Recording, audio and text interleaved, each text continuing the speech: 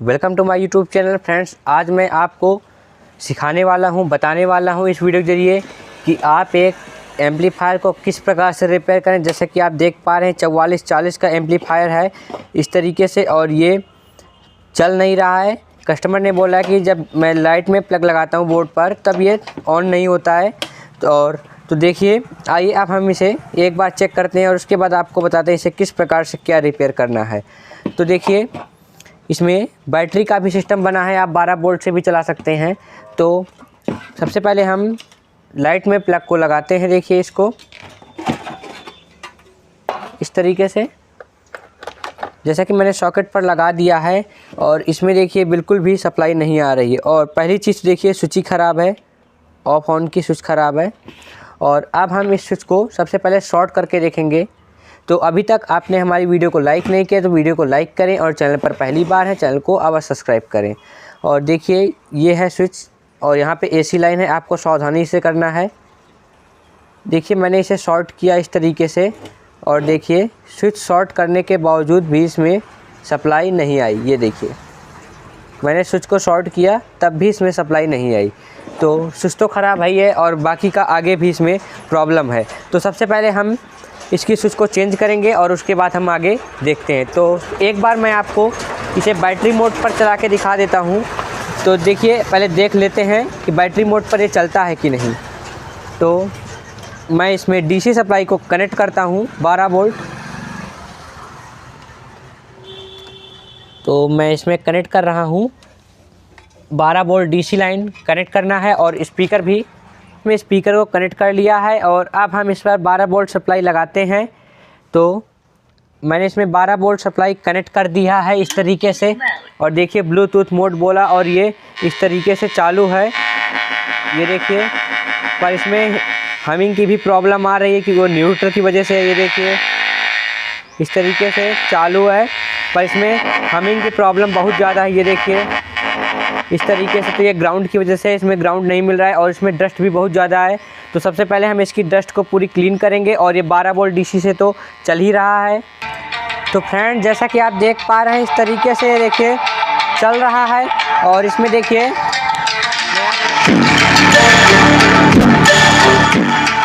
और ये बैटरी से बिल्कुल ओके चल रहा है, और ये सिर्फ और सिर्फ लाइट मोड पर नहीं चल रहा है। फ्रेंड हमने इसमें नई स्विच लगा दिया है इस तरीके से, न्यू स्विच।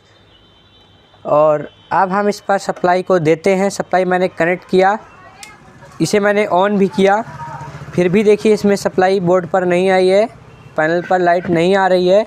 तो हमें कहाँ कहाँ कैसे चेक करना है वो सब मैं आपको इस वीडियो के जरिए बताऊँगा। तो प्लीज़ वीडियो में बने रहें। तो स्पीकर वगैरह हटा देना है, और अब देखिए इधर से आपको इस तरीके से बोर्ड को रखना है। जैसा कि अब आपको सप्लाई को लगी रहने देना है, और आपको सावधानपूर्वक होकर काम करना है, क्योंकि इसमें एसी लाइन चल रही है। यहाँ पे ट्रांसफार्मर से इधर आ रही है 12 वोल्ट। तो इसमें देखिए ट्रांसफार्मर को चेक करने के लिए आपको इस पीसीबी को निकालना होगा 4440 को। और देखिए ये जो ब्लू कलर के वायर इस पीसीबी में लगे हुए हैं, यहाँ पे देखिए डायोड पर। तो यहाँ पे आपको मीटर को 200 वोल्ट एसी पर लगा करके चेक करना है कि यहाँ पे सप्लाई हमारी आ रही है 12-14 वोल्ट की नहीं आ रही। तो देखिए इस तरीके से यहाँ पे सप्लाई नहीं आ रही है, 0.4 पॉइंट में आ रहा है, 0.4 वोल्ट हमें शो कर रहा है, 0.4 0.3। तो इसका मतलब ट्रांसफार्मर हमारा आउटपुट नहीं निकाला, जबकि वाइब्रेट हो रहा है, ये हमिंग की आवाज़ दे रहा है। मतलब कि इसमें प्राइमरी कॉइल सही है, सेकेंडरी कॉइल हो चुकी है ख़राब। तो क्योंकि ये एल्युमिनियम वाइंडिंग होते हैं, तो कुछ दिन बाद क्या होते हैं, जब इधर जो जॉइंट होते हैं वहीं से आपने देखा कि रीडिंग शो नहीं कर रहा है। और अब मैं इसे शॉर्ट करके भी देखता हूँ, देखिए कुछ भी नहीं हो रहा है स्पार्क।